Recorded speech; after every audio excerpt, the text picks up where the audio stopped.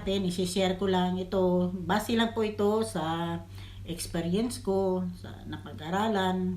I-share ko lang po sa inyo para magkakaroon po tayo ng kunting kaalaman. Lalo na yung hindi pa alam nila kung ano ito, ano yun, ganyan. Tuturo ko po sa inyo ngayon. Lalo na sa mga caregiver.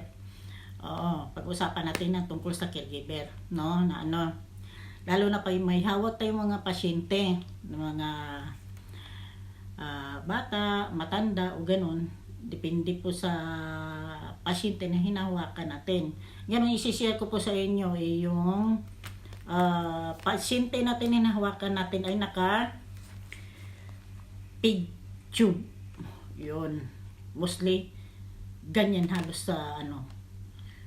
Kasi iba sa pag nasa abroad tayo, pag naghahawak ng pasyente, hindi po yan lagi sa ospital. Kaya kumukuha sila ng mga caregiver, mga private nurses, dadalhin nila sa bahay yan para hassle free. Sa bahay na paalagaan, kaya kumukuha sila ng mga caregiver at saka mga private nurse na mag-aalaga. Oo. Kaya mas grabe pang trabaho natin dito kaysa mga nurse talaga na nasa ospital lang. Diba? Oo, mas grabe pa tayo ang trabaho kasi atin lahat eh. Ngayon, pag ang pasyente natin na naka-pig tube, yung pag naka-pig tube, dito sa tiyan niya ay may butas yan. Oo, dito sa tiyan natin, may butas yan. Oo, nilalagyan yan siya ng hose.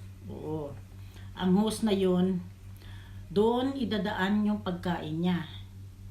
Depende yan sa kung ang ano ng doktor, depende yan kung papakainin pa ba siya ng mga pagkain, yung mga sorba, tinatawag na sorba, yung mga soup, ganun. Magluto ka ng mga pagkain, palagay patatas o mga gulay, ganun, ibiblender yun. Oo, pag biblender mo yun ng ano, pinong-pino talaga na pagka-blend, tapos kaya na hindi masyadong thick ha, yung sa atin pa yung medyo labnaw konti, sasalain mo yun para por siguro na walang malalaki na nahahalo kasi babara yun sa host. Kaya maingat tayo. Kailangan yung pagkain sasalain talaga yun para walang mga buo-buo na malalaki na kasi mag-cause po yun ng mag-stack up po siya, babara po siya sa host. Kasi kaya doon mo na siya sa host, didiretso na yan dito sa tiyan. Ayun ang dyan.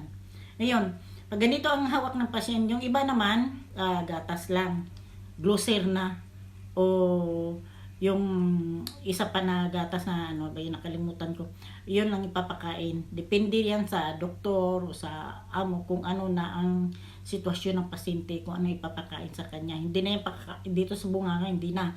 Pag nakapicture doon na ang niya, ang kain niya. Pati mga gamot, didikdikin yun, ganon, lulusawin, tsaka doon na siya sa host idadaan ang mga pagkain niya. Tapos picture ang alaga nyo, kailangan linisin nyo ito kasi mag-cause ito ng infection. Oo. Linisin nyo ng betadine.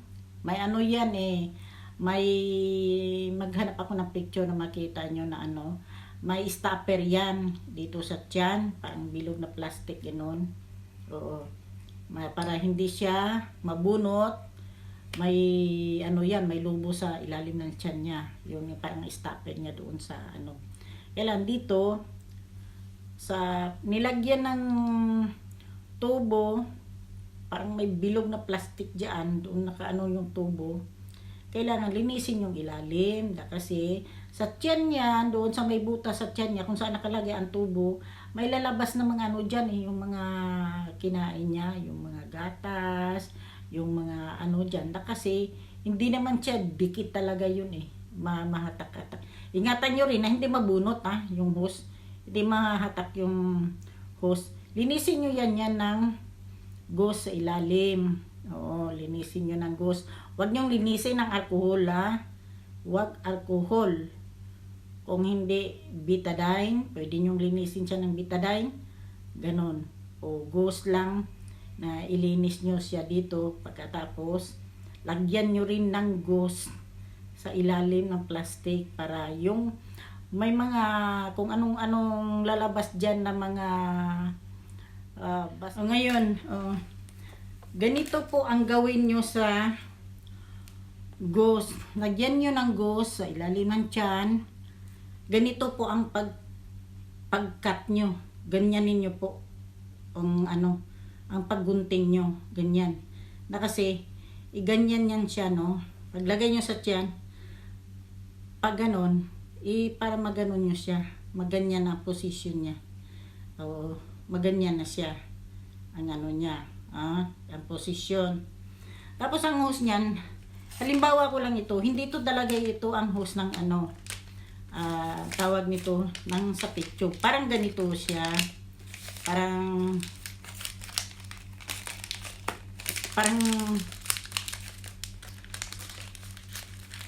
dito ha. Parang ganito. Oo, yan sa tiyan. Kunwari, ganito sa tiyan, nakatusok. Ang dulo nito, ganito. May takip yun siya. O, may takip may takip ito. Ito pang saksyon nito Inaw ko lang sa inyo, parang halimbawa pag ganito. Tapos, ito ang catheter tip. Ito ang ginagamit na para dito ilagay ang pagkain. Ang pagkain niya yung naka-blender ba na pagkain o yung gatas ba dito. Tapos ito siya itutusok dito sa dulo, ganun. Malaki-malaki dito yung parang halimbawa ko lang ito Ganyan. Oo, tapos ilagay nyo dyan. Huwag nyo i-post. Hayaan nyo lang tatanggalin ito Ganyan. Tapos ibuhos nyo pagkain dito. Ganun. Hawakan nyo na pataas. Hanggang na Tapos may measurement yan. Kung ilang ml ang ipapakain sa pasyente. Oo. Ito 60 ml. Ganun 60 ml. Ipalagay ipapakain nyo sa kanya 300 ml kada pakain. Bilangin nyo 60 ml. Tapos pagka 60 ml, dagdagan yung 60 ml, 120 ml, ganun hanggang umabot siya ng 300 ml. Ayun, pakain. Pagkatapos nyo ng tubig. Oo. Anuhan nyo ng pagkatapos niya kumain, linisin nyo ng tubig. Buhusan nyo na naman siya ng tubig. Para ang hose na ito, kailangan malinis siya. Dito. Kasi itong connection sa ilalim ng tiyan, kailangan hindi ito mahatak. Linisin ito na wala ng mga pagkain dito na Kaya, anuhin nyo ng tubig. I-flush nyo siya ng tubig. Pag malinis na, ayun, nainom niya rin nyo ng tubig na ganun. Saka sarado nyo na naman ito. Ayun, malinis na. Tapos na siyang kumain. Isarado nyo na. Ganyan naman ang yung per hour yan. Yung sagos naman ng ganito, yung pag nyo sa ilalim ito sa tiyan mismo, sa sa balat ng tiyan. Tapos sa ibabaw dito yung stopper, ganon. Para kung ang mga basa-basa didikit siya dito, kailangan linisin nyo palagi. Para hindi ma-infeksyon. Ganon. Pag naglagay na ito dito sa ilalim, ang sa ibabaw naman niya, ganon pa rin ang nyo sa ibabaw niya, ganon pa rin ang pagkat, nyo rin siya doon, isapaw nyo ito doon sa ibabaw, tapos ganyan na siya, lagyan nyo ng tape dito. Ito yung tape para hindi madikit ba yung tape ganito. Paganyan, tsaka paganyan para hindi siya mabunot. Ganyan ang paglagay ng gauze. Linisin. May clip yan. Gagamitin may clip yan na kailangan pag maglinis kayo, naka-gloves kayo. Magsuot ng gloves bago hawakan para iwas sa infection. Kasi yan, ang dyan dito, ang balat yan dito, hindi yan hindi yan mag-close dito, mahatak-hatak ito siya. Oo. Yung iba nga minsan ay mabunot eh. Oo. Kailangan maging maingat sa pag-ano. Kaya lalabas dito yung mga tawag nito, yung mga may mga basa-basa, mga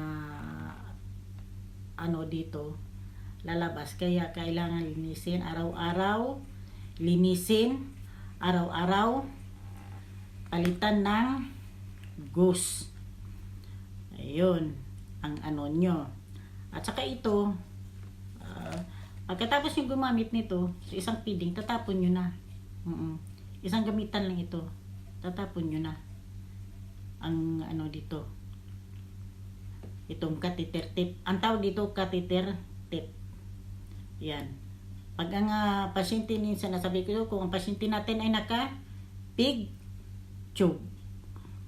Yan. O sana naintindihan nyo kung paano alagaan ang pasyente natin pag naka pig tube.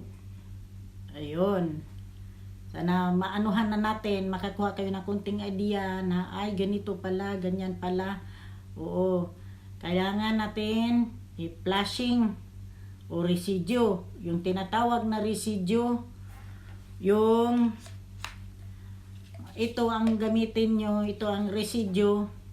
Kung kailangan kuhanan siya ng residue, doon sa hose, dito sa ano niya, ano nyo, pag residue, iganon nyo siya, isisip-sip nyo siya. Oo. Minsan, chinicheck ang residue kung nalusaw ba ang kinain niya o hindi. Oo. Minsan, pag ganon nyo, may mababakyong kayo ng pagkain dito, yon ang residue. Oo. Itatapon nyo na yon. O ganon, linisin nyo, itapon nyo na yung ano niya. Na pagkatapos ng pagkain, i-flushing naman. Oo. Flushing nyo ng tubig para malinis ang hose at nakainom din siya ng tubig. Yung pasyente nyo pag naka-pig tube.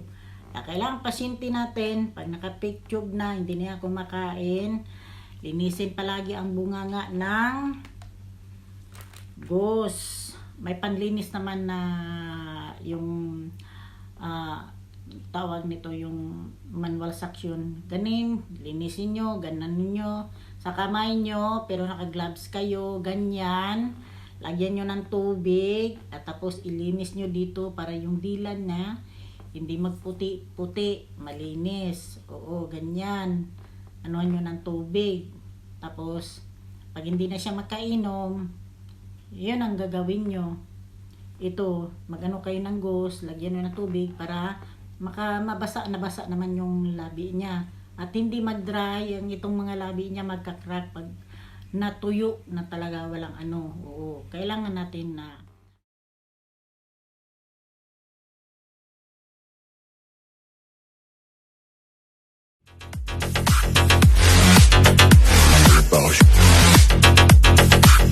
It's all about humanity.